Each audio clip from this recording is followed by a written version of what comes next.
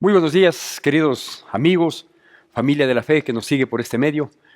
Les saludo a todos con la paz del Señor. Es un privilegio siempre el poder compartir el mensaje de la palabra de Dios.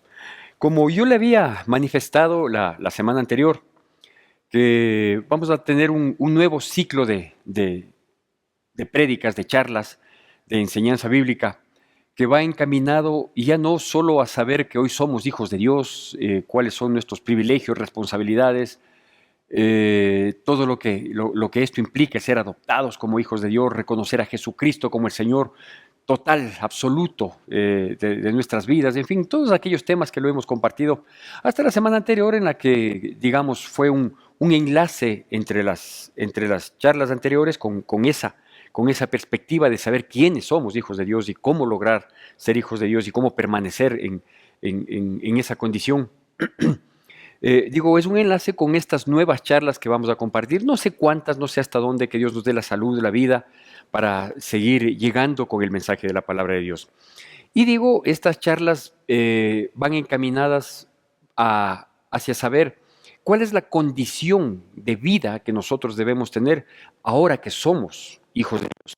Yo me permito hacer este pequeño preámbulo, sobre todo para que no se malinterprete de aquí en adelante en este grupo de enseñanzas que vamos a dar, basados obviamente en distintos personajes bíblicos. No digo que se malinterprete, quizás pensando que estamos entrando en un sistema de predicación o de doctrina de nuestra iglesia, de la doctrina del Evangelio de la prosperidad. No, no es eso, ¿sí? Simplemente lo que queremos es hacer notar, ¿sí?, en la vida de los cristianos que constan en la palabra de Dios, de los cristianos que seguimos su palabra, lo que tiene que suceder en nuestras vidas, ¿sí? Es decir, Dios nos ha llamado a que seamos más que vencedores. Dios nos envió a su Hijo Jesucristo y Él nos indicó que el ladrón, refiriéndose a Satanás, al diablo, él vino a hurtar, matar y destruir, pero que Cristo había venido, él dice, yo he venido para que tengan vida y para que la tengan en abundancia. Y se entiende que esa abundancia es una abundancia buena, ¿sí? No puede ser abundancia de dolor, abundancia de quebranto, abundancia de derrota, de ningún modo, ¿no es cierto? Entonces, eh, si hemos aceptado a Cristo Jesús, si somos sus hijos, si somos sus seguidores, si terminamos siendo sus siervos, que es lo que debemos ser, es obvio que nuestra vida, de aquel que nos dio la vida, de aquel que creó el mundo entero, nuestra vida tiene que estar respaldada, protegida, guiada por Dios en esa dirección, en pos de la vida en abundancia. Y por eso digo, vamos a dar este ciclo de charlas que, como van a ser en ese sentido todas, espero no se malinterprete con que hayamos adoptado la doctrina del Evangelio de la prosperidad. Eso no lo vamos a hacer, no creemos en ese tipo de doctrinas, en ese tipo de prácticas, en el que solo se procura y se busca una abundancia económica. No, no es así, ¿sí? Hay muchas otras cosas en las cuales Dios quiere abundar con su presencia en nuestras vidas. Y bueno, partiendo, digo, con este pequeño preámbulo, permítame mencionarle que hay muchísimos ejemplos de personas, de seguidores, de discípulos de Dios, que nos muestran claramente cómo es que se da este proceso hacia poder vencer. La semana anterior habíamos hablado, usted recordará, quienes nos siguen con fidelidad por este medio, de nacer, de morir, nacer y vencer, o morir, volver a nacer y vencer. Hablando de morir al viejo hombre, volver a nacer como una nueva criatura y que obviamente somos llamados a vencer. Entonces, en ese sentido, vamos enfocando estas charlas. Y para eso yo quiero comenzar con unos versículos que son más que pertinentes, que quizás resumen la intencionalidad de lo que Dios quiere que nosotros lleguemos a tener y a sentir, ¿sí?, en nuestra relación con Dios. Eso se encuentra ya en el libro de Filipenses, capítulo 3, y vamos a hacer la lectura de la palabra de Dios inicialmente de los versículos 7 y 8. Filipenses capítulo 3, versículos 7 y 8. El apóstol Pablo, mencionando respecto de su conversión, en la cual destaca, ¿sí?, lo que él era antes, lo que él había logrado antes, por decirlo de algún modo, de su currículum anterior a Cristo Jesús, que él en su condición y en su posición de hombre y de hombre religioso en el judaísmo, él tenía muchas cosas de qué jactarse, él tenía muchas cosas de qué notar que él estaba por sobre quizás otras personas, aún de la misma religión.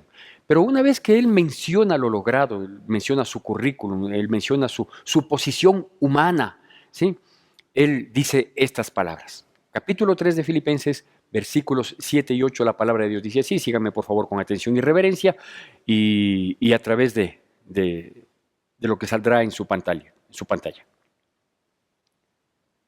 Pero cuántas cosas eran para mí ganancia, las he estimado como pérdida por amor de Cristo, y ciertamente aún estimo todas las cosas como pérdida por la excelencia del conocimiento de Cristo Jesús, mi Señor, por amor del cual lo he perdido todo y lo tengo por basura para ganar a Cristo. Bueno, a esta charla le vamos a llamar perder para ganar. Perder para ganar. Digo, el apóstol Pablo, él era un hombre muy intenso en sus propósitos, muy intenso en el cumplimiento de sus metas y objetivos. Y antes de que él conozca a Cristo Jesús, antes de que se cruce Cristo Jesús en su camino, como lo ha hecho con muchos de nosotros el Señor Jesucristo, en su misericordia, en su favor, hizo el favor de cruzarse por nuestras vidas, él tenía un claro objetivo. Y el claro objetivo de Pablo era ser un sumo sacerdote, era ser un doctor en la ley, era ser un principal entre los fariseos, una autoridad religiosa, espiritual, entre comillas, ¿sí?, que a la postre venía a ser inclusive una autoridad política, con el reconocimiento que Roma daba a las distintas creencias que estaban bajo su jurisdicción.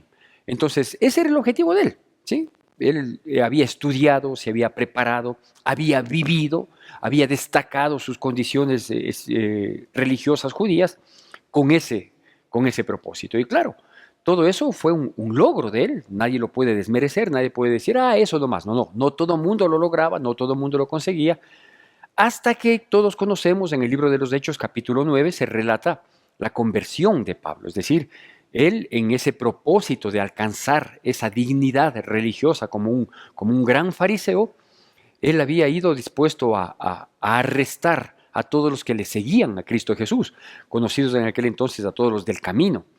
Y en ese trayecto, pues él se encuentra con Cristo Jesús y él le dice, Señor, ¿qué quieres que yo haga? Y Dios le dice, yo te voy a mostrar lo que tú tienes que hacer. No le cuento más la historia, usted la conoce y si no la puede leer en el libro de los Hechos, que es un libro histórico maravilloso, maravilloso.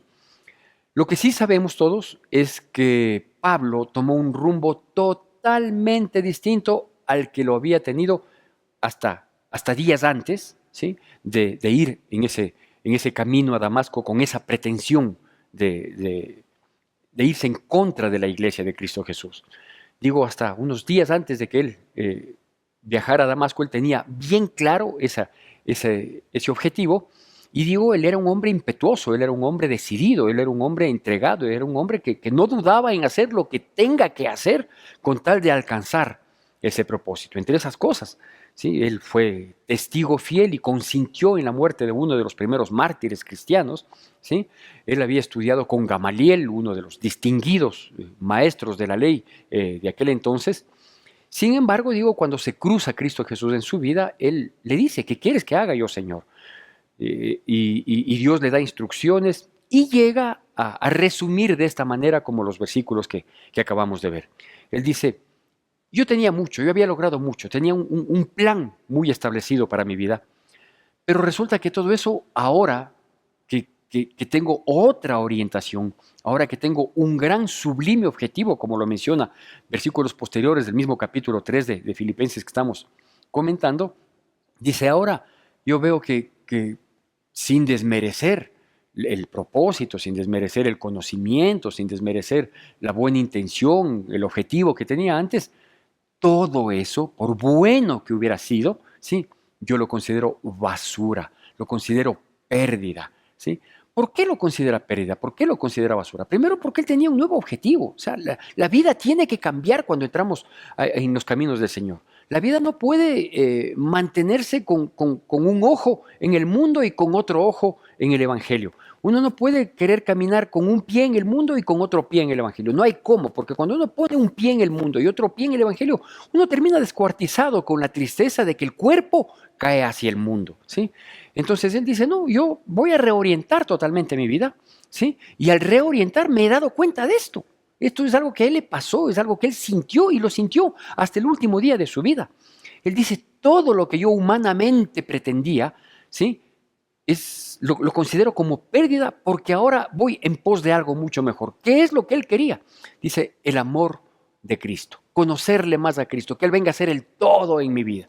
Entonces, esto reorienta, ¿sí? El ser cristiano, el entrar con un verdadero compromiso, con entendimiento. Esto no es un dogma, ¿sí? El decir, bueno, voy a ver, ¿qué será? Me han dicho. No, no, no. Esto es algo muy racional, es algo muy claro, ¿sí? El saber que mi vida tiene que cambiar en todos los aspectos de mi vida, ¿sí? En aquellas cosas que inclusive yo consideraba ganancia en mi vida, puede ser que sean pérdidas respecto de Cristo Jesús, entonces eso tiene que cambiar, ¿sí? En aquello que yo consideraba que era bueno para mi vida y para mi entorno inclusive, pero si respecto de Cristo Jesús, del amor que le debo tener a Él, por gratitud a todo lo que Él hizo por mí, tengo que renunciar, tengo que menguar, tengo que entenderlo mejor para darle el lugar que le corresponde a cada cosa, en tanto en cuanto el primer lugar sea para Cristo. Entonces es toda una reorientación. Por eso digo, este tema me permitió llamarlo perder para ganar. ¿Por qué? Porque él estimó todo como pérdida. Pablo estimó absolutamente todo como una pérdida por el amor de Cristo. Esto no fue un acto de novelería inicial de Pablo, ¿sí? O sea, no es que él de pronto, ¿sí? en el fervor de la emocionalidad que envuelve la conversión a Cristo, lo dijo y después lo dejó. No, no. Esto de tratar de agradarle a Dios, esto de tratar de vivir en amor, en sujeción, en obediencia, en rendición total a Dios, esto tiene que ser una constante, una permanente. ¿Y por qué destaco esto? Porque tristemente, en mi tiempo de cristiano, en mis años de pastor, ¿sí? De permanecer firme y fiel a una iglesia, a una congregación, a un ministerio, a un solo pastor que es mi pastor, ¿sí? El pastor Eliezer Moreira, a él me refiero, a mi pastor humano. En todo este camino, digo, de ver, ¿sí? Las personas que han llegado, se han emocionado, han colaborado inclusive, sí, se han ido opacando, desgastando y terminaron no solo yéndose de la iglesia, terminaron apartándose de los caminos de Dios, que es lo más triste. Entonces uno dice, ¿qué pasó con el fervor de aquellas personas? ¿Qué pasó con ese entusiasmo? ¿Qué pasó con ese compromiso? En muchos de los casos hasta declarado de servirle a Dios, de seguirle y de permanecer y de dejar que Dios obre y sea el todo en nuestras vidas, cuando luego vemos que nuevamente terminaron absorbidos por el mundo. Por eso insisto, este amor, esto de considerar todo lo que sea, lo que hoy tengo y lo que pudiera venir. Porque vaya a ser que lo que hoy tengo no es mucho, como yo suelo decir, que cuando Dios se cruzó en mi camino, sí, yo no tenía que renunciar sino a 2 ternos que eran dados por la institución en la que yo trabajaba, porque materialmente yo no tenía nada. Entonces a mí no me costó renunciar materialmente a algo para seguirle a Cristo, porque no tenía nada, ¿sí?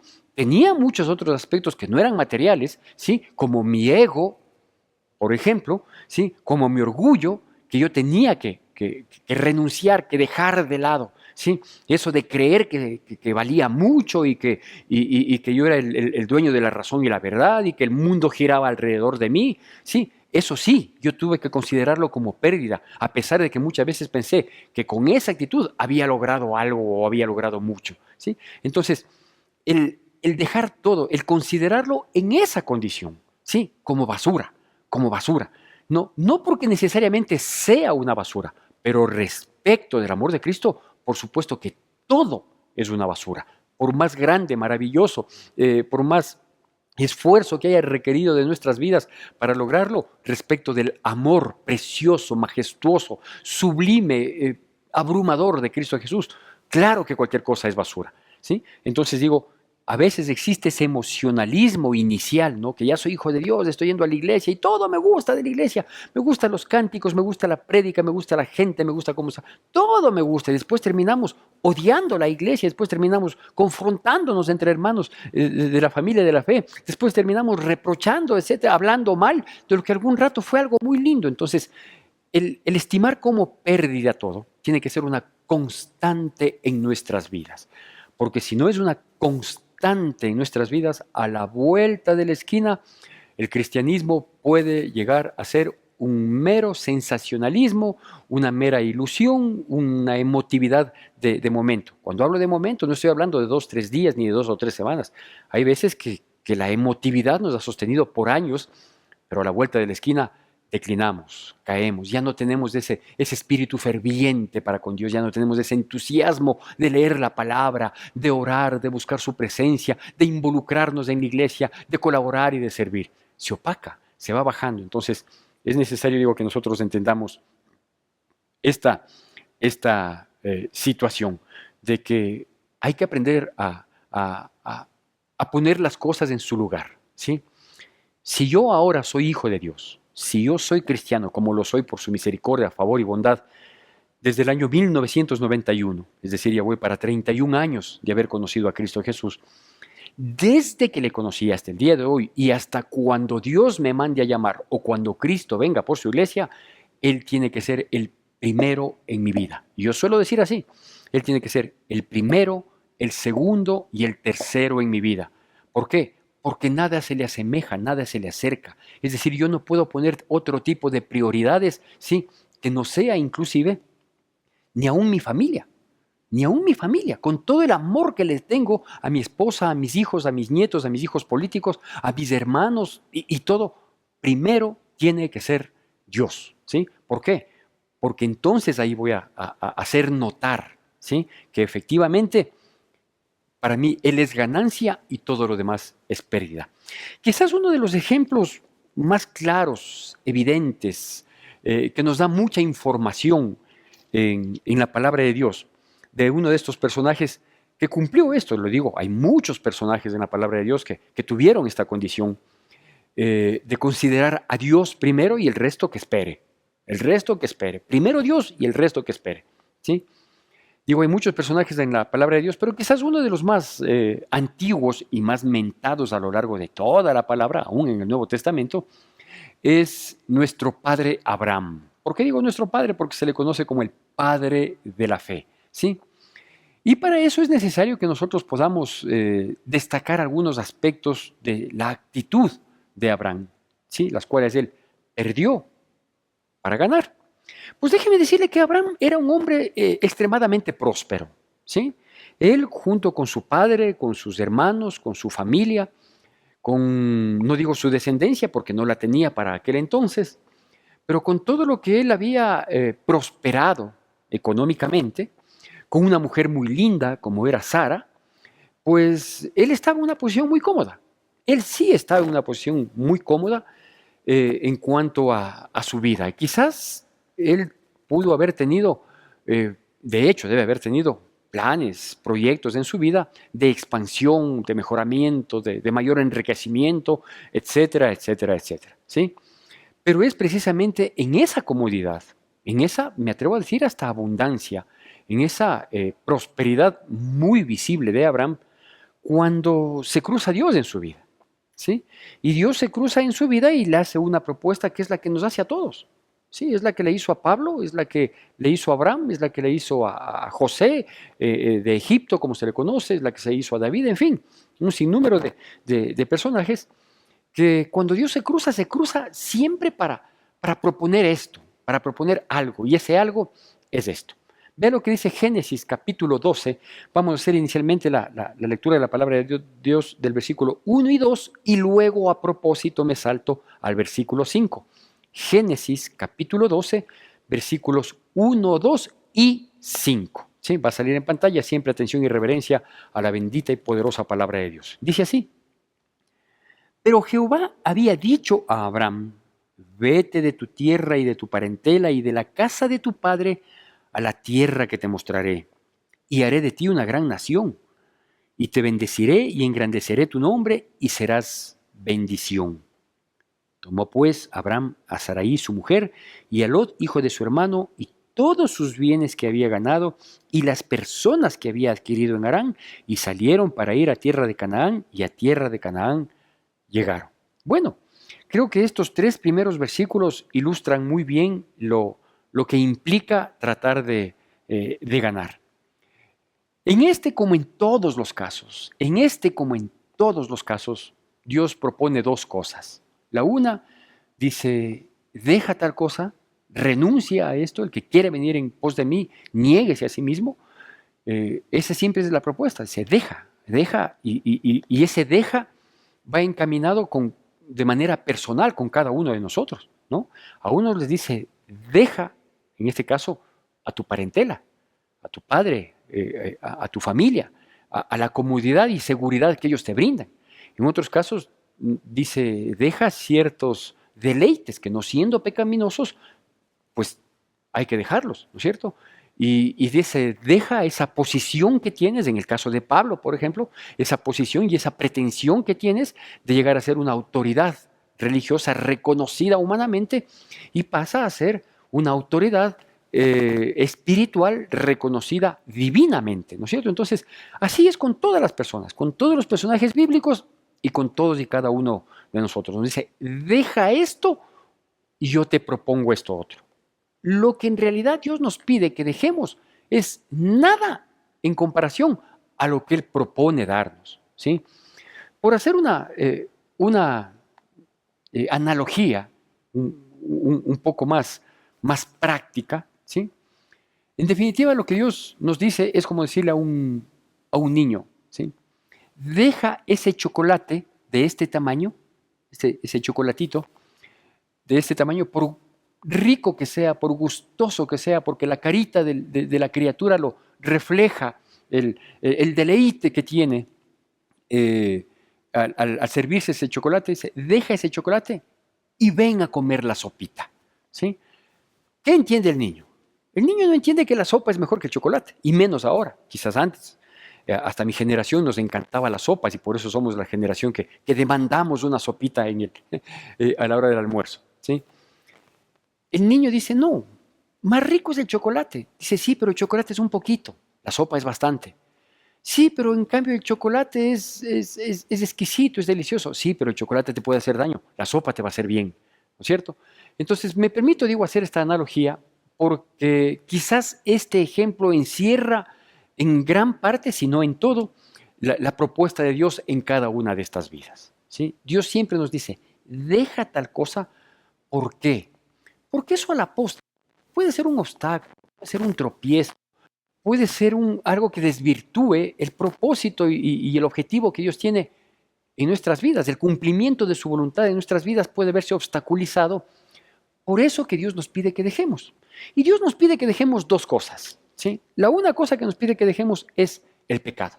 El pecado. Definitivamente no se puede caminar en pos de Dios cuando uno quiere mantener un pecado, ¿no? Y el pecado es como el chocolate: delicioso, rico, uno lo saborea, aunque es un poquito, pero el recuerdo del sabor del chocolate es tan rico que le da ganas de volver a servirse otro pecadito, ¿no es cierto? Y Dios nos dice: ve, tienes que dejar el pecado, así de simple, ¿sí? Y la otra cosa que Dios nos pide es aquellas situaciones que, no siendo pecado, ¿sí?, Dios quiere quitarlas de nuestras vidas. ¿Por qué? Porque Él conoce que puede ser un obstáculo, que pueden ser un obstáculo. Hay cosas que inclusive en unos Dios deja que sigamos con ciertas situaciones. Y la misma situación a otro Dios quiere quitarle. Caso típico de aquel joven muchacho que se acercó a Cristo Jesús y le dijo: Señor, ¿qué debo hacer para heredar el reino de los cielos? Y Jesús le dijo: tú conoces los mandamientos. Y él le dijo: los he guardado desde temprana edad. Sí, dijo: ya no hay ningún problema. Eres un hombre bueno, un hombre cumplidor de los mandamientos. Vende todo lo que tienes, entrégalo a los pobres y sígueme. ¿Sí? Pregunto, tal vez el tener bienes materiales es pecado. La respuesta contundente es no. Tener bienes materiales no es pecado. ¿Sí? Y entonces, ¿por qué Dios le pide que venda a él? Porque Dios conoce lo que esos bienes materiales significaban para él específicamente, para él, ¿no es cierto? Entonces yo puedo decir que Dios pide dos cosas cuando se cruza en nuestras vidas, ¿sí? Que perdamos para ganar el amor de Cristo.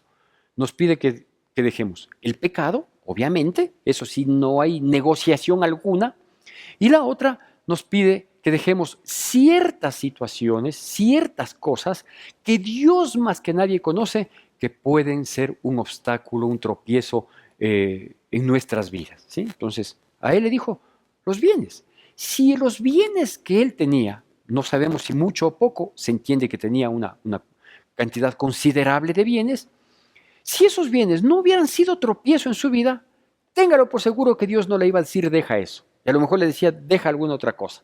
Deja tu vida social tan ocupada, tan airada, que te absorbe, ¿no es cierto? Le hubiera dicho deja la vida social, le hubiera dicho deja, como yo conozco una persona que le dijo deja el baile, ¿sí? Entonces alguien me preguntaba a mí, me decía, ¿el baile es pecado? Yo le decía no, en tanto en cuanto, ¿sí? Sepamos qué homenaje le estamos haciendo a lo que oímos, que es lo que nos impulsa el movimiento del cuerpo, pero ver el contenido de las palabritas también que ahí dicen, y en tanto en cuanto el baile no termine siendo un acto de sensualidad, ¿no es cierto?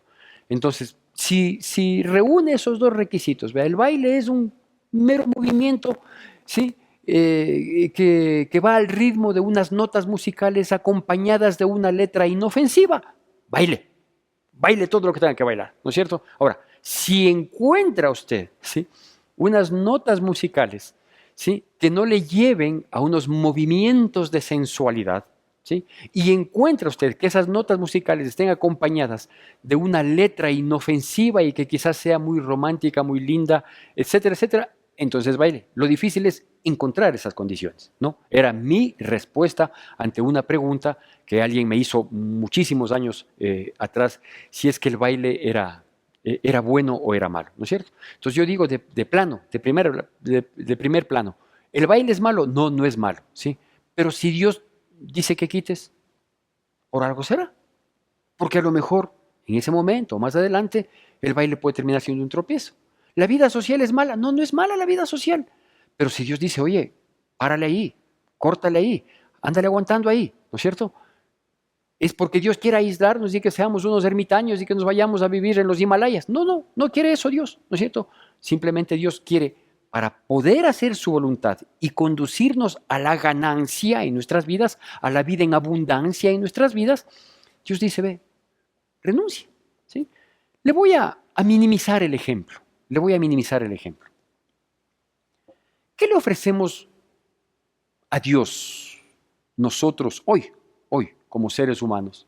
¿Qué le ofrecemos a Dios hoy en cada semana? Ir a la iglesia. ¿Qué tiempo nos lleva entre ir, asistir y regresar a casa o reincorporarse en las labores del día? 2 horas. Pensemos que 2 horas. ¿Sí? Nuestros cultos dominicales, por ejemplo, duran aproximadamente hora y media. 1 hora y cuarto, entre hora y cuarto y hora y media. ¿Sí? Como es una iglesia sectorial, es decir, la gente que asiste son todo gente del sector, entre venir y desocuparse de la iglesia se demorará media hora más, 2 horas. ¿Sí? Dios dice, si 2 horas te dispones para mí el día domingo, el único día de la semana, el día domingo, que además es el día que hay que dedicarle a Dios. ¿Sí? Si 2 horas te dispones para tener un contacto y una comunión conmigo y mi pueblo, ¿sí? ¿Por qué pones otras prioridades? ¿Por qué tienes que irte al fútbol? ¿Sí? Justo en el horario en el que puedes ir a la iglesia. ¿Por qué justo haces programa desde tan temprano, desde los horarios de la iglesia, haces programa desde tan temprano con la familia? ¿La familia es pecado? No, no es pecado. ¿Reunirse con la familia? No, tampoco es pecado reunirse con la familia. Almorzar, comer, hacer una parrillada, un asado o preparar cualquier otra cosa, ¿está mal? No, no es malo, no es pecado. Pero ¿por qué tienes que poner eso antes que asistir a la iglesia? ¿Por qué no? Asistes al asado, haces la comida, compartes con la familia, después de asistir a la iglesia. ¿Por qué has puesto como prioridad la vida familiar? Es que yo le amo a mi papi, le amo a mi mami, le amo a mis hermanos y es el cumpleaños de mi hermano. El que no renuncia a su padre, a su madre, a su hermano, a su madre, a su esposa, a sus hijos, no es digno de mí, dice el Señor. ¿Sí? Y cuando está diciendo que el que no renuncia a ellos, no está diciendo que les despreciemos, que no sepamos, no. Está diciendo que les demos el lugar que le corresponde. ¿Sí? Primero Dios, segundo Dios, tercero Dios y el resto que espere. Eso nomás dice. ¿Sí? Es que la familia se molesta. Es que es más importante la molestia de la familia que la molestia de Dios. Porque con seguridad la familia es la que te da todo, es la que te da el aire para respirar, es la que sostiene tu vida, tu salud, ¿no es cierto? No, el que da todo lo necesario es Dios. Entonces, Él tiene que estar en primer lugar. Todo el resto, que espere. Por no decirlo todo el resto, basura. ¿Sí? Entonces, a eso se refiere. Aquí, ¿qué le dice Dios a Abraham? Le dice a Abraham, yo sé que tú has prosperado. En el versículo 5 que acabamos de leer, dice que él salió con su esposa Saraí y con todas las cosas que había, con toda la gente que había adquirido. Entendemos que en esa época había la esclavitud y que se adquiría, se compraba, ¿sí?, a las personas. No vamos a juzgar esas situaciones históricas que han permanecido hasta hace no mucho tiempo, ¿sí? Entonces le dice, sal con todo eso. ¿Qué podía decir Abraham? Abraham podía decir, no, Señor, si aquí he prosperado, si aquí estoy bien, todo lo que he logrado y además aquí estoy con mi papá, estoy con mi familia, con toda mi descendencia, aquí como somos más, entonces me siento más seguro, todo, no, a mí déjame nomás, Señor, yo no quiero seguirte, ¿sí? Renunciando a esto. Ahora, si quieres que te siga, bien pudo haber dicho Abraham, si quieres que te siga, yo te sigo, pero con todos. O yo te sigo, pero aquí. No, dijo no, sal de tu casa y de tu parentela. ¿Qué implica eso? Primer aspecto, renuncia. Renuncia. Uno debe tener y mantener toda su vida esa condición de renuncia. De renuncio a todo lo que tengo, de renuncio a todo lo que hay en mi entorno, de renuncio a todo lo que a mí me parece lindo, bonito, agradable, ¿sí? Y de renunciar inclusive a mí mismo, es decir, a mi manera de ser, de pensar, a mis objetivos, a mis propósitos, en pos de ir en favor de Él. ¿Por qué? Porque entiendo que con Él yo gano. Haciendo mi voluntad yo pierdo. ¿Sí? Entonces, cuando uno logra entender esto, ¿no?, que somos hijos de Dios, que somos bendecidos, que sus promesas son para nosotros, etcétera, etcétera, todo el privilegio, toda la maravilla que implica ser hijo de Dios, porque además podemos hasta ser luz para otras personas, como lo hablamos también en temas anteriores. Pero para que eso suceda, para que yo pueda tener vida y vida en abundancia, y que yo pueda ser un referente para otras personas, pues yo debo tener esta condición siempre, de renuncia. Esto es lo que quiero, pero si tú, Señor, quieres esto otro, entonces en pos de esto voy. Esto me parece mejor, más fácil, ¿sí? Esto me parece más difícil, pero si esto es lo que quieres, en pos de esto voy. Ya le digo, hay gente que no va a la iglesia y yo le llamo a veces, ¿no? Le mando un mensajito, ¿por qué no ha venido de la iglesia? No se ha dejado ver. Es que no he tenido tiempo. Tiene tiempo para todo, menos para dedicarle un par de horitas a Dios, ¿sí? Nosotros damos charlas de enseñanza bíblica los días martes de la noche. Los días jueves de la noche estoy dando un ciclo de charlas para restaurar la vida de matrimonio y por lo tanto la vida familiar. ¿Qué tiempo nos lleva eso? 1 hora, de 7 a 8 de la noche. ¿Sí? 1 hora en la que hemos considerado que uno ya ha cumplido la mayor parte, quizás, si no todas las obligaciones que cada uno tenemos de responsabilidades, sea trabajo fuera de casa, trabajo dentro de casa, los estudiantes, en fin, ¿sí? 7, 8 de la noche es 1 hora en la que normalmente la gente ve las novelas.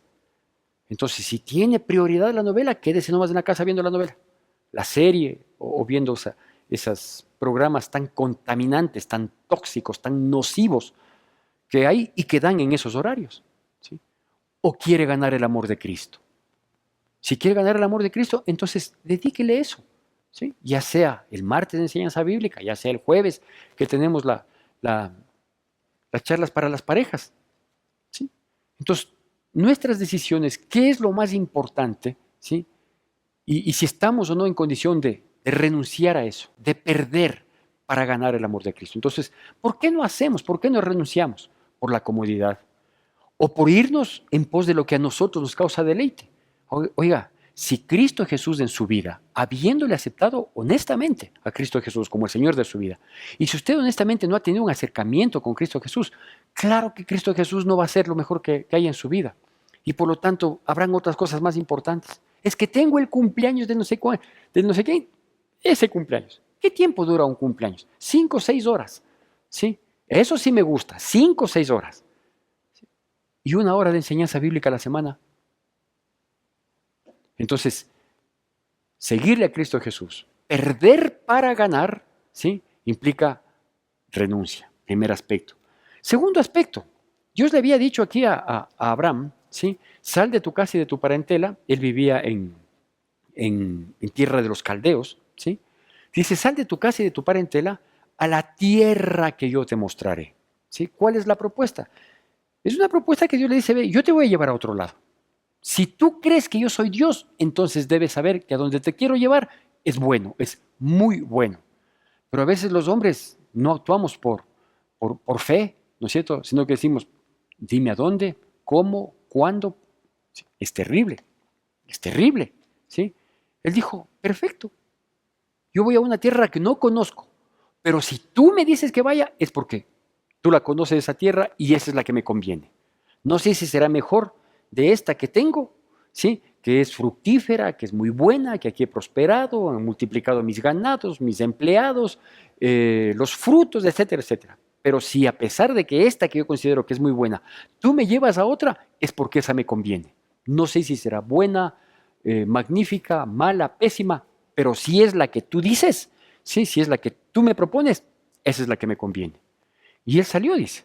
Salió con Saraí, su mujer, todo lo que había tenido y prosperado, etcétera, etcétera.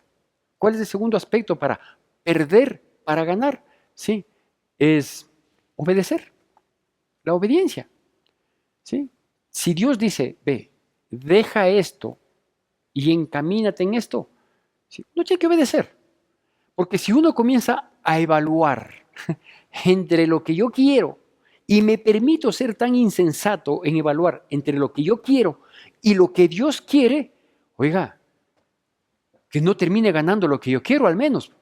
¿Cómo puedo yo evaluar entre lo que yo quiero y lo que Dios quiere? Si su voluntad es perfecta, pues, con la mía que es totalmente imperfecta, mezquina, caprichosa. Entonces, pero así hay gente, ¿no? Dice, no, yo no quiero perder esto.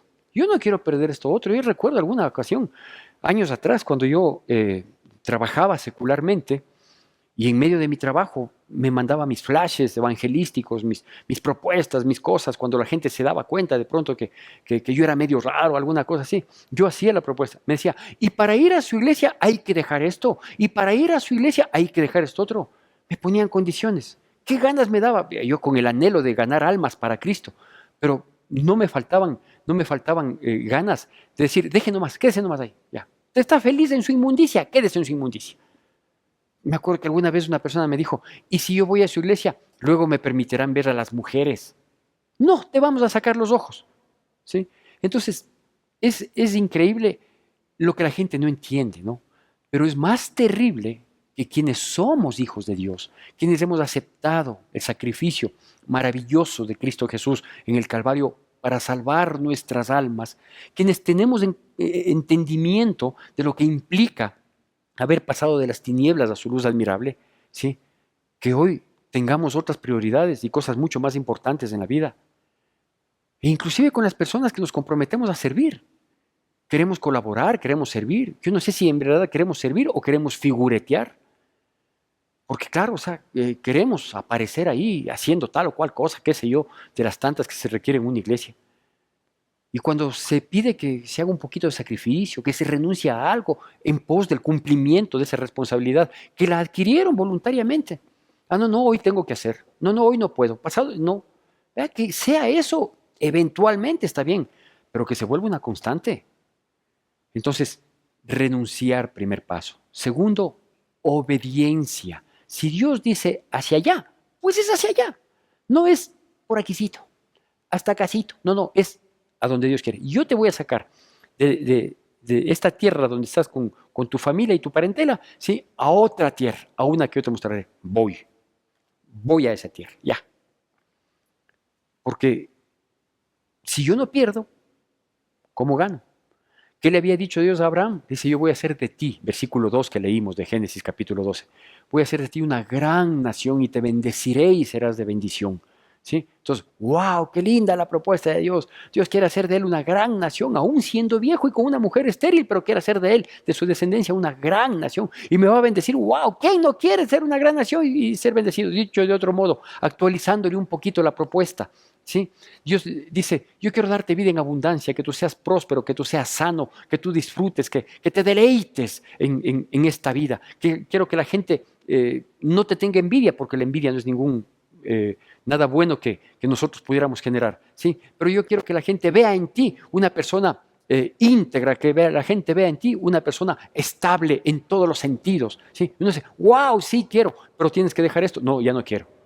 Entonces la gente renuncia a lo mucho, perdón, pierde lo mucho por no renunciar a lo poco. Renuncia a la bendición mayor, ¿sí? Por no dejar la basura, lo que es pérdida, lo que a la postre no me sirve de nada. ¿Sí? Hay un refrán que normalmente suelen decir las personas, principalmente cuando uno se encuentra en un velorio. Dice, hasta aquí llegó, no se deba nada. Así es, de todo lo terrenal, hasta ahí llegó y no se lleva nada, eso es cierto, ¿sí? Pero cuando Dios se cruza en nuestra vida, sabe que nos propone, entre muchas otras cosas, nos propone una salvación eterna. De tal manera que el hasta aquí llegó, no se deba nada, es de lo humanamente obtenido, ¿sí? Pero después de eso se puede llevar una salvación eterna o una condenación eterna. Eso sí es inevitable. Cualquiera de las dos cosas se lleva. ¿Sabe qué nos propone Cristo Jesús? Vida en abundancia aquí en la tierra y salvación eterna, en la eternidad, valga la redundancia. ¿Sí? Y el tercer aspecto, ¿no? ¿Sí? Le dice, ven a la tierra que yo te mostraré. ¿Cuál es la tierra, Señor? ¿Cómo es? ¿Hay gente, no hay gente? ¿Es fructífera? ¿Dará bien para los ganados? ¿Y el clima cómo es? Si hay ríos que abastezcan las tierras, ¿es en peña, es plano, es valle, es montaña? ¿Cómo es? Oiga, si acaso este es un tour que Dios le propone que haga. Porque cuando uno va a coger un tour para viajar, ahí uno dice, no, ¿y cuántos días voy a estar aquí? ¿Y el clima cómo es? ¿Y el restaurante? ¿Y el costo? Y ahí le pueden dar cuenta y razón. Pero Dios no nos invita a un tour. Dios nos invita a caminar con Él. Por lo tanto, el tercer aspecto de perder para ganar es creerle. Es creerle. Abraham salió con su familia, con Saraí, con su sobrino Lot, ¿sí? Con las cosas que él había logrado, con las cosas que él había acumulado, con los bienes que él había acumulado. Él salió en pos de la propuesta de Dios. Él dijo, yo estoy dispuesto a perder para ganar. Seguiremos con este tipo de charlas que nos den un mejor entendimiento y que nos sirvan para afirmarnos en Cristo Jesús, seguir siempre en pos de Él, porque Él nos ha llamado a que seamos más que vencedores en su nombre. Que Dios nos bendiga poderosamente en Cristo Jesús.